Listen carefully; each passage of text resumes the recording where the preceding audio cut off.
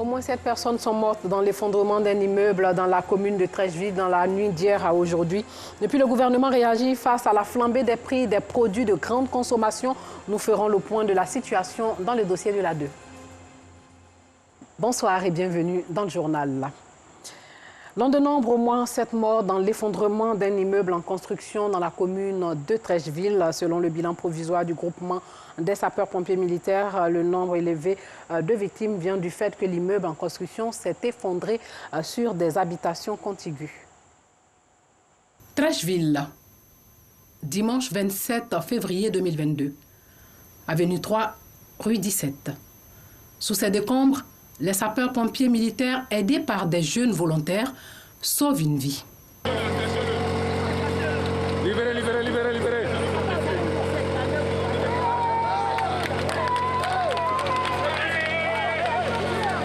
Non loin de là, des populations sont sous le choc.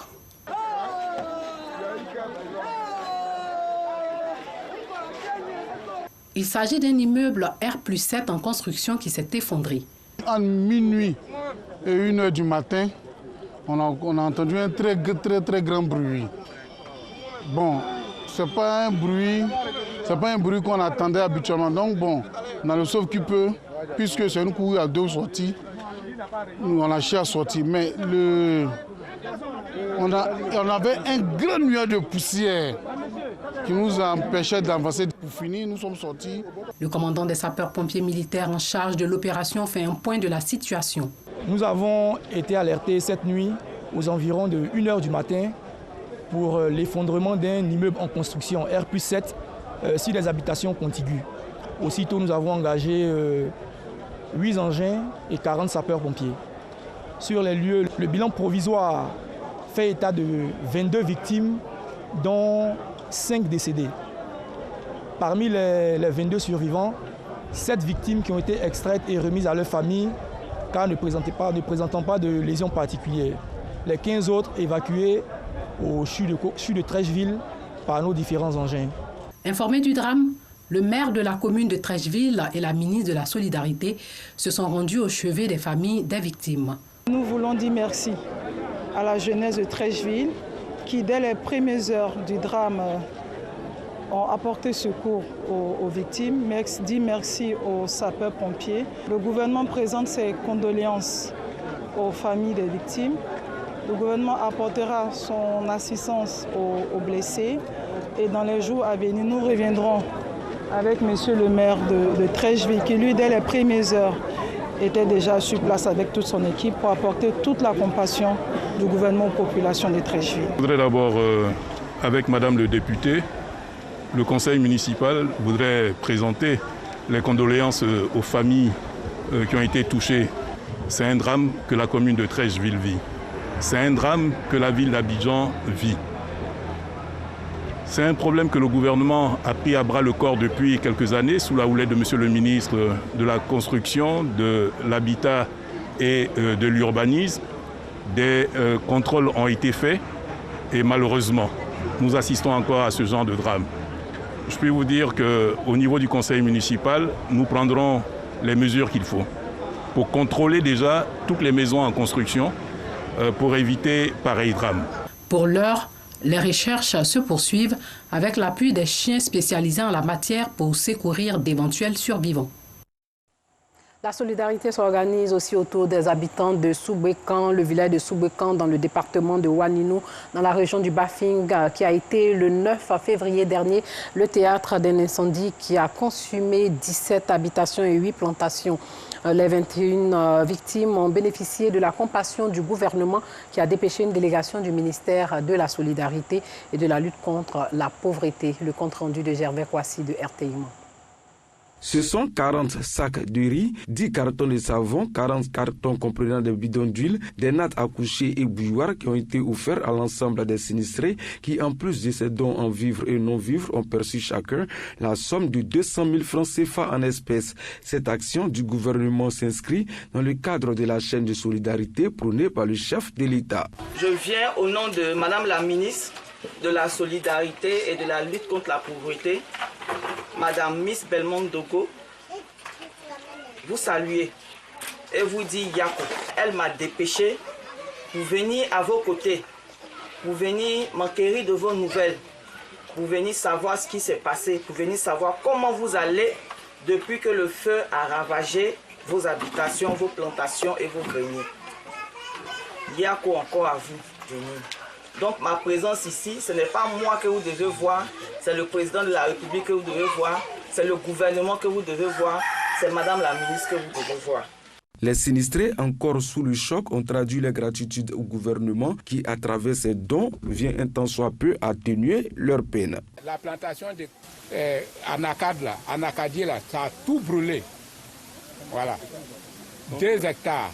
Depuis que la maison est brûlée, tous sont chez mon grand frère. Ça nous gêne. Ça nous gêne. On est obligé de se mettre ensemble pour dormir. Mais quand on voit comme ça, là, on est content. On a les nattes, on a les boulots, on est content. L'origine du feu officiellement n'a pas encore été déterminée, mais les populations du Soubouikan parlent d'une imprudence d'éleveurs nomades. L'ONG internationale UF Followership a organisé un forum des directeurs de cabinet des mairies du Grand Abidjan. L'objectif a été de changer la mentalité des jeunes par le biais de ces directeurs de cabinet des collectivités locales. Rosemond Kini, Anicette Conan Blessing. Ils occupent une place de choix au sein des collectivités locales. Les directeurs de cabinet des mairies du Grand Abidjan sont le pont entre la municipalité et les populations.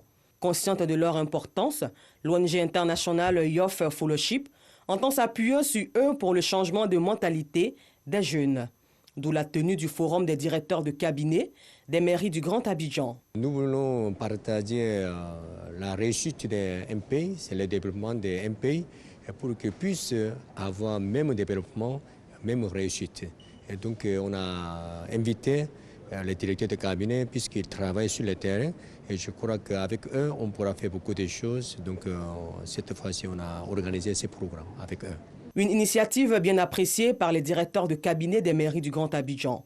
Ceux-ci affirment leur engagement à accompagner l'ONG dans l'attribution de ses objectifs. Cette formation-là, elle est vraiment importante pour que nos jeunes, nos enfants, nos petits frères puissent se dire « Ah, il y a beaucoup de choses à faire », qu'ils ne fuient pas pour aller en Europe, parce qu'il y a tout à construire et je trouve qu'il faut vraiment les former. C'est parce que les gens ne sont pas formés qu'ils pensent qu'ailleurs est meilleur. Et ça, c'est dommage. Je vais militer pour que mon maire, qui par ailleurs est président de l'Union des villes et communes de Côte d'Ivoire, puisse favoriser l'implémentation de toute cette activité et au niveau de la commune d'Atekoubé, mais au-delà d'Atekoubé, dans toutes les communes et villes de Côte d'Ivoire.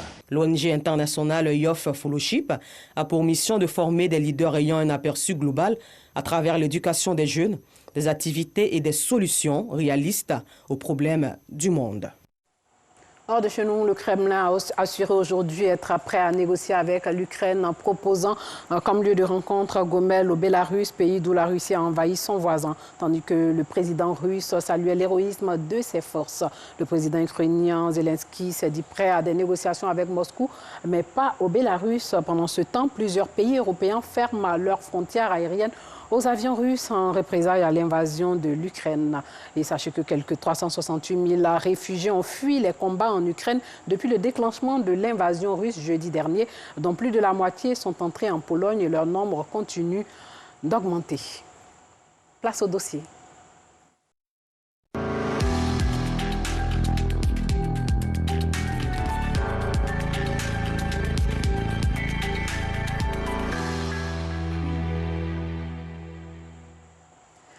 Les prix des produits de grande consommation s'envolent depuis le début du mois de février sur les marchés en Côte d'Ivoire. Qu'est-ce qui explique cette flambée des prix qui semble sous-régionale? Quels sont les mécanismes mis en place par le gouvernement pour réduire les effets de cette inflation sur le quotidien des Ivoiriens? Autant de questions sur lesquelles nos reporters Rosemond Kini et Anicette Conan Blessing se sont penchés dans ce dossier. L'expression cherté de la vie est sur toutes les lèvres en ce moment. C'est combien? 100 francs. C'est petit. Ah là, t'as dit. Tomates, cubes d'assaisonnement, oignons, piments, entre autres, les prix ont augmenté. Au grand marché de la commune d'Abobo, Commerçantes de produits vivriers et clients ne disent pas le contraire. Avant, on payait le sac de paiement à 15 000, 20 000. Maintenant, il est à 30 000, 35 000. Donc, si on vient qu'on achète, on n'attache pas un peu petit, là, on ne va rien avoir dessus. Même les cubes ont augmenté. On payait le paquet avant à 1350. Maintenant, c'est monté à 1800. On a oublié de vendre 300 francs pour avoir un peu dessus aussi. On a eu à faire un peu le marché. Bon, on est obligé de faire avec. Voilà. Sinon, vraiment, ils n'ont qu'à revoir. Au moins, une augmentation de 100 francs, 50, on peut comprendre. Mais à 200, c'est trop. Dans ce supermarché, non loin du grand marché d'Abobo, les 10% d'augmentation sur le prix de l'huile et les 14% d'augmentation sur le prix du riz inquiètent le responsable et la clientèle. Sincèrement, ici, en tout cas, nous arrangeons en vente tout, mais maintenant, on voit que tout a augmenté. Le produit, j'ai dit, on payait ça à 2000 et quelques, aujourd'hui, c'est 3500. Petits pois, en vente, on payait la boîte là, 650, aujourd'hui, c'est 1200. Je suis venue avec 10 000. Donc aujourd'hui, ce que j'ai acheté, là, ça m'a fait 9500. Donc je me retourne avec 500. Quand on va avec 10 000, on pourrait avoir un peu plus que ça. Nous comprenons un peu l'inquiétude des clients. Voilà, c'est que moi j'aimerais leur dire, il faudrait qu'ils sachent que l'augmentation ne vient pas de nous. C'est une chaîne. De la même manière qu'ils sont des clients chez nous, nous aussi nous sommes des clients chez le fournisseur. Voilà, donc c'est une chaîne. Avec les prières des uns les autres, on aura une possibilité où les prix vont baisser. Après Abobo, direction la commune d'Adjamé. Pour Kanté, les prix en gros du riz et de l'huile restent inchangés dans sa boutique. J'ai fait un constat parce que pratiquement tous les boutiquiers du quartier viennent me voir. Me disent, on ne comprend rien. Et on voit, quand on va au marché, on a l'habitude de prendre au marché, ça coûte beaucoup plus cher que chez vous. C'est pas possible. Et je dis, je sais pas, moi j'ai lancé un stock, je vends au prix que je vendais d'habitude. Rien n'a augmenté à mon niveau. Rien, j'ai le même prix depuis un moment. Au marché Gouro, toujours dans la commune d'Adjamé, les responsables mènent des actions pour faire face à la hausse des prix des produits vivriers. On aide les commerçants en leur parlant, les sensibilisant. Parce que quand tu fais la vie chère, ce n'est pas à toi seul, c'est à la population. Toi-même, tu subis tout ce qui est cher. Et c'est notre manière d'aider les femmes. Du côté des marailleurs, le poisson subit aussi l'effet de la montée des prix. Adamant Samanké, poissonnier au marché Forum d'Adjamé, compte du bout des doigts sa clientèle. Ça ne nous arrange pas. Parce que si c'est comme ça, là, les clients ils sont dispersés partout. Tu vois, auparavant, moi, je vendais beaucoup. Mais maintenant, comme c'est cher, là, il n'y a plus de clients. Une accusation qui nous amène du côté du port autonome d'Abidjan, dans la commune de Port-Boué. Le thon, poisson qui, avec la tiéké, compose le mets communément appelé garba, très prisé par les Ivoiriens, sera bientôt en rupture. C'est le dernier stock de thon disponible actuellement au port de pêche. Parce que nous sommes à l'arrêt biologique. Donc ça veut dire que 2-3 mois, il n'y aura pas de thon, les bateaux ne vont pas venir, les bateaux doivent aller à carrière. Et aussi quand on dit l'arrêt biologique, c'est pour permettre au thon de se reproduire. Dans 2 jours, ce n'est pas facile, hein. Le poisson est devenu trop cher. Mais on fait un peu quand même. Si c'est complètement manqué, on peut prendre les maquereaux avec les autres poissons qu'on va faire. Le secteur de la boucherie n'y échappe pas. Sans os là, c'est 3 000. C'est avec os là, c'est 2 800. Pourquoi avant même on vend avec 100 os là, 2 800, bah maintenant là, parce que bien là, il ne rentre pas. Même ça vient même, il y a trop de taxes sous ça. Cette augmentation du prix de certaines denrées alimentaires ne laisse pas le gouvernement ivoirien indifférent. Le jeudi 24 février, le Premier ministre Patrick Achi, en compagnie du ministre du Commerce et de l'Industrie, a rencontré à la primature au plateau les consommateurs, les transporteurs et les acteurs du vivrier. Et monsieur le Premier ministre qui a reçu des discours, les doléances ou bien les suggestions qui ont été faites par l'ensemble des intervenants, a prévu en tout cas mettre en place un groupe de travail qui va travailler sur tous ces sujets par rapport notamment aux mesures immédiates et aux mesures structurelles à l'effet de soulager les populations ivoiriennes. Au lendemain donc de cette rencontre avec le chef du gouvernement, Beni Falissou Maoro, président des consommateurs, se rend au port sec de Williamsville pour constater de lui-même. Bonjour, là. Ouais. Ça, la tomate, là, vous faites à combien? Celui-là, oui. Actuellement, on a baissé à 6500. Tu as baissé? Ouais, il y a un nouveau camion qui est rentré. Oui. Donc, on peut décharger le prix. Oui. Ouais, il a 6500. Il était à combien avant? Il était à 8000. Il était à 8 000 francs. Maintenant, vous l'avez laissé à 6 500. D'accord. Nous avons rencontré monsieur le Premier ministre, c'est jeudi 24.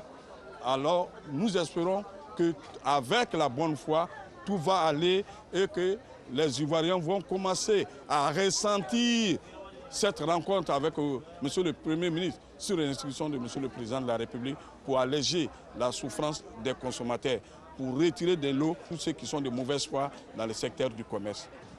Le gouvernement ivoirien a plafonné le prix de plusieurs produits. Il a aussi annoncé plusieurs plans pour atteindre l'autosuffisance. La cherté de la vie est également observée en Afrique de l'Ouest et de l'Est. Fin de ce journal, portez-vous bien.